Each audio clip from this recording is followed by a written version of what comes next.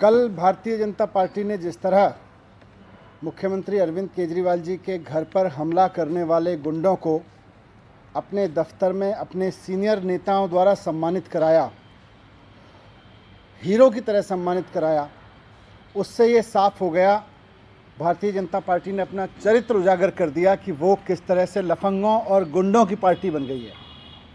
किस तरह से पूरे देश में अब एक ही संदेश है भारतीय जनता पार्टी की तरफ से कि अगर आप सड़क पे लफंगाई करते हैं, लुच्चे हैं, गुंडे हैं, बदमाश हैं, बलात्कार करते हैं, तो आप आइए, भारतीय जनता पार्टी में आपका स्वागत है। भारतीय जनता पार्टी गुंडई करने पे, लफंगाई करने पे, लोगों के साथ मारपीट करने पे ना सिर्फ आपको प्रोटेक्ट करेगी बल्कि अपने दफ्तर में अपने नेताओं से आपका स्वागत भी कराएगी, आपको हीरो की तरह सम्मानित भी कराएगी। ये भारतीय जनता पार्टी का चरित्र अब हो गया है। और कल जिस तरह से बीजेपी ने मुख्यमंत्री के घर पे हमला करने वाले लोगों को सम्मानित किया, उनको हीरो बना के पेश किया, इसका मतलब आज भारतीय जनता पार्टी पूरी तरह से मान चुकी है कि उसके हीरो, उसके नायक इस देश के स्वतंत्रता सेनानी नहीं हैं, इस देश के पढ़े लिखे लोग, इस देश के लिए जान देने वाले शहीद सैनिक नहीं हैं। उसके नायक रास्ते में लफंगाई करने वाले गुंडे, लुच्चे, बदमाश हैं जो लोगों के घरों पे हमले करते हैं, रास्तों पे लफंगों की तरह से घूमते हैं। भारतीय जनता पार्टी ने ये एक अपना चरित्र उजागर किया है।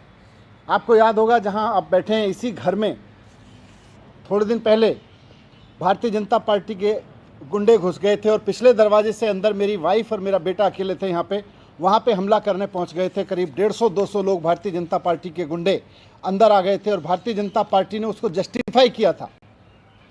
गेट तोड़ के, सामने वाला गेट तोड़ के, यहाँ पीछे वाला गेट तोड़ के इसके अंदर आ गए थे, उसको भी भारतीय जनता पार्टी ने जस्टिफाई किया था। इसके पहले भी भारतीय जनता पार्टी, ये कोई पहली बार नहीं है कि भारतीय जनता पार्टी अपने गुंडों को, अपने इस चरित्र को उजागर कर रही है कि वो एक गुंडों की पार्टी है, बदमाशों की पार्टी है, वो लफंगों की पार्टी है।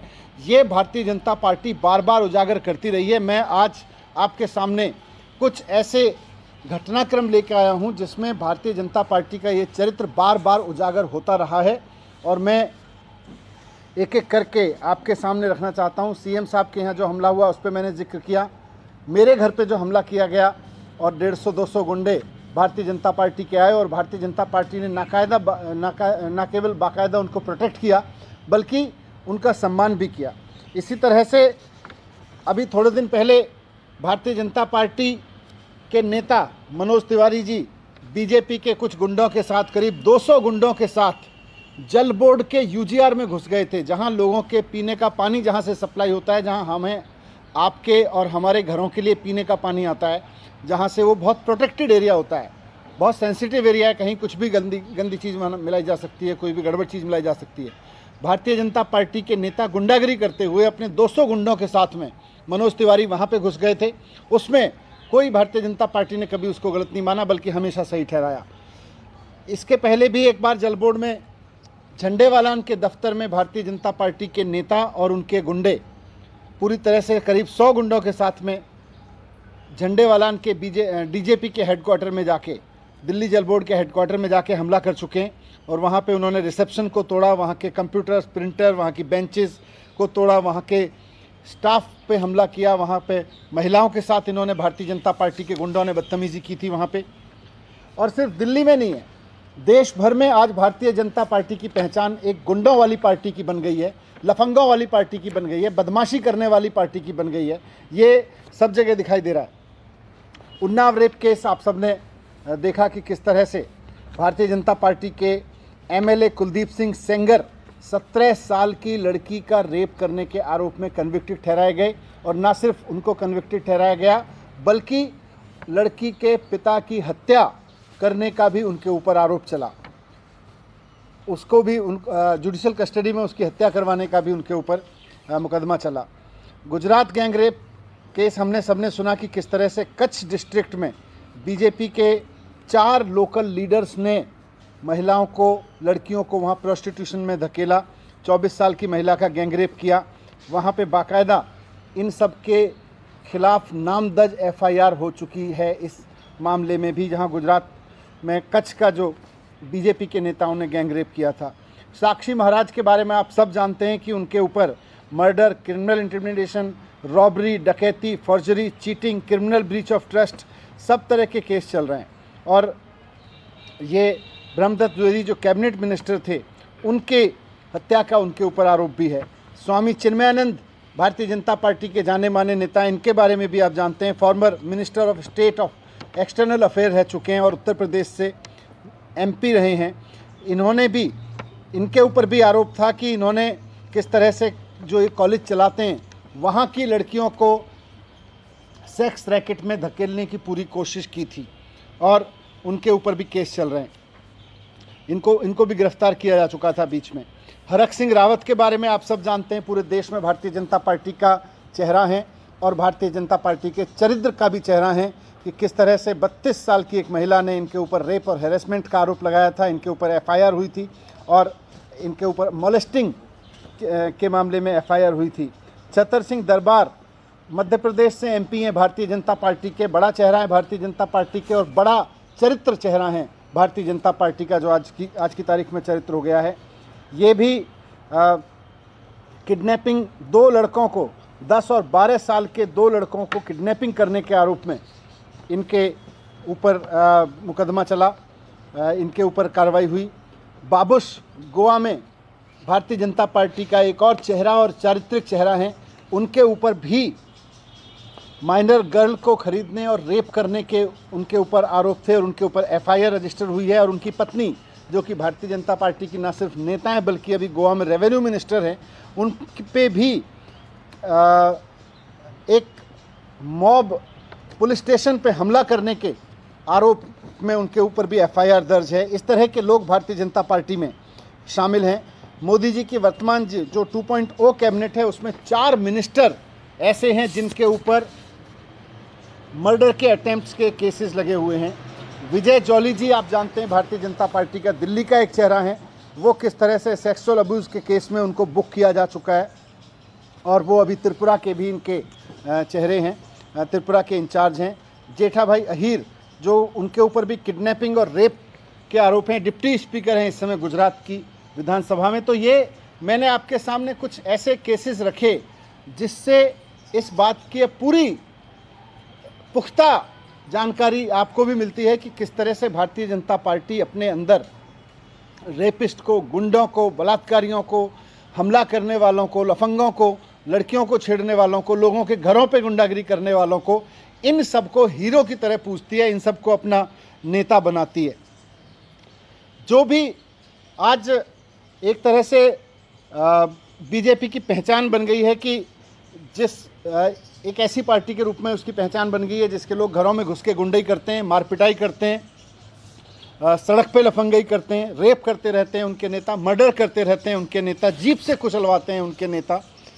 आज अगर अमेरिका में कोई गुंडाई करता है तो उसको जेल में जाना पड़ता है, लेकिन भारत में अगर कोई गुंडाई करता है तो उसको भारतीय जनता पार्टी में आराम से जगह मिल जाती है।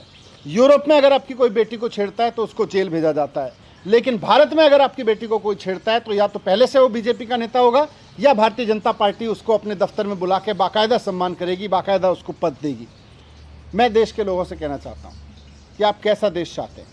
ऐसा देश चाहते हैं जहाँ गुंडों और लफंगों को केंद्र में बैठी सत्ताधारी पार्टी की शरण मिले, या ऐसा देश चाहते हैं जहाँ पे ऐसे लोग जेल जाएं?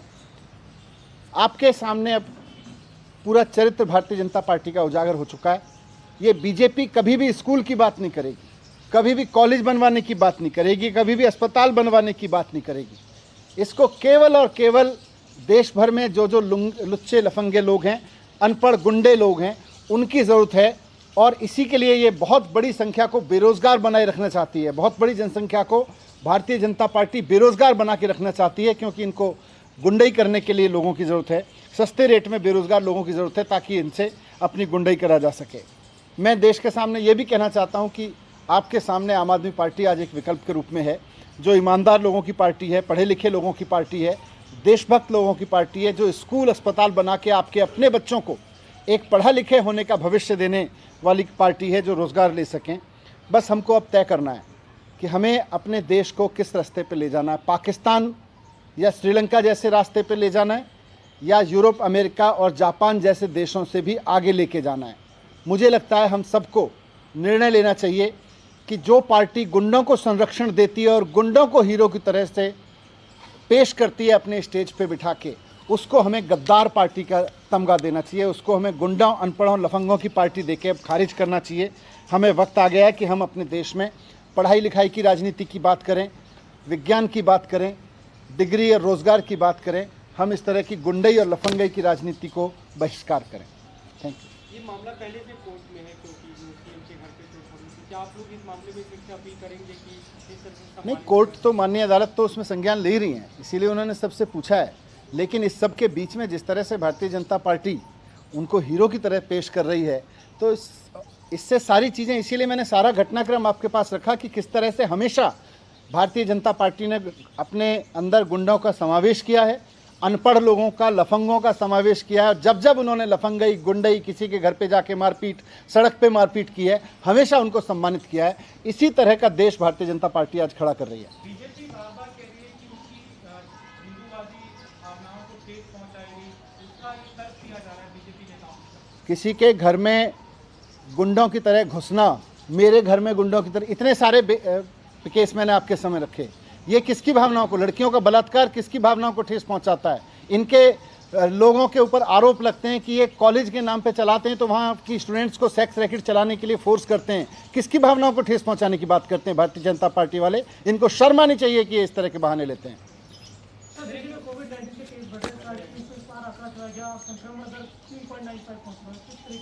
नहीं, उसमें अभी तक जो मैंने कल भी कहा था कि कोई ऐसी घबराने की बात नहीं है। केस बढ़ रहे हैं, हम सब भी देख रहे हैं कि अब केस बढ़ रहे हैं, तो उस पर नज़र भी है सबकी एक एक पे। लेकिन अभी हॉस्पिटल में नहीं है। अभी मैं एलएनजेपी से भी बात कर रहा था, एलएनजेपी हॉस्पिटल के ऑफिसर से, वहाँ भी 6 केसेस हॉस्पिटल में हैं, तो हॉस्पिटलाइज नहीं हो रहे हैं। नहीं, अभी तो बंद ही है।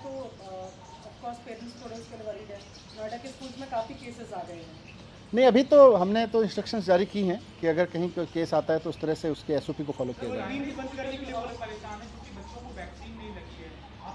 नहीं, मैं सबको आग्रह करूंगा कि परेशान ना हो, थोड़ा सावधानी रखें। कहीं से भी कुछ पता चले तो अपने बच्चों को प्रोटेक्ट रखें। सरकार भी पूरी नहीं, एसओपी तो हमने परसों जारी की थी। कोई भी केस है तो उस विंग को बंद कर सकते हैं। वो क्लास या वो विंग, वो डिपेंड करेगा कि जो अफेक्टेड आदमी है वो कितना टच में रहा है, क्या है। बच्चे भी अब से रेडियो होने लगे। नहीं, अभी